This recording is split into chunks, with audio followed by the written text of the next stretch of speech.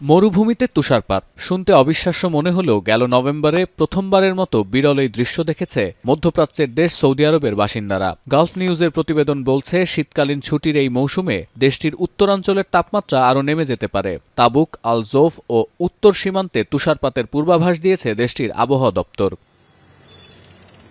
X বার্তায় সৌদির আবহাওয়া দপ্তর আরও পূর্বাভাস দিয়েছে, মক্কা, মদিনা, হাইল, আল কাশিম, রিয়াদ ও পূর্বাঞ্চলে ভারী বৃষ্টির পাশাপাশি ধুলার ঝড়ের আশঙ্কা করা হচ্ছে।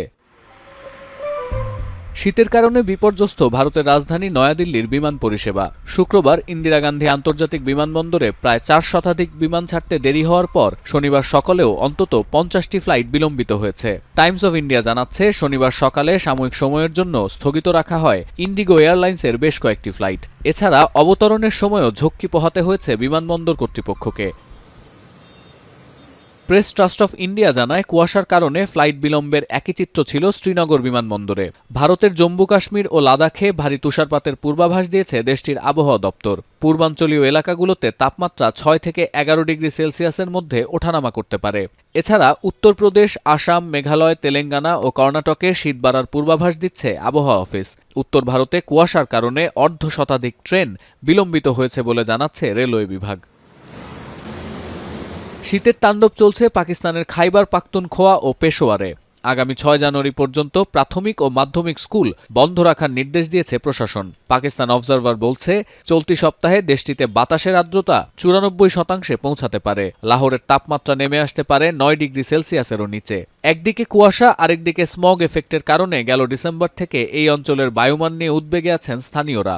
এছাড়া লাহোর ও পাঞ্জাবের কয়েকটি এলাকায় তীব্র শীতের মধ্যেই আগামী 6 জানুয়ারি পর্যন্ত ভারী বৃষ্টিপাতের পূর্বাভাস দিয়েছে আবহাওয়া দপ্তর। এদিকে কানাডা আর যুক্তরাষ্ট্রের দিকে ধেয়ে আসছে এই দশকের সবচেয়ে ভয়াবহ শীতকালীন ঝড়। শুক্রবার স্যাটেলাইটের ছবি প্রকাশ করে যুক্তরাষ্ট্রের আবহাওয়া দপ্তর জানায়, মিড ওয়েস্ট অঞ্চল থেকে আসা ঘূর্ণি বাতাসের কারণে 6 জানুয়ারি থেকে সেন্ট্রাল প্লেইন ও মিড আটলান্টিক এলাকা জুড়ে ভারী তুষারপাতের আশঙ্কা আছে। এতে করে আগামী সপ্তাহ থেকে বিদ্যুৎ ও প্রাকৃতিক গ্যাস সংকটে পড়তে পারেন কয়েক লাখ মানুষ। আগামী সপ্তাহে ভারী তুষারপাত ও শৈত্যপ্রবাহের কবলে পড়তে যাচ্ছে 40টি অঙ্গরাজ্যের অন্তত 25 কোটি বাসিন্দা। বিশেষ করে সপ্তাহান্তে মিসৌরি, ইলিনয়, ইন্ডিয়ানা ও কেন্টাকিতে তাপমাত্রা হিমাঙ্কের আরও নিচে পৌঁছাবে বলে ধারণা করছে আবহাওয়া অফিস। সতীর্থ কর্মকার, এখন বিশ্ব।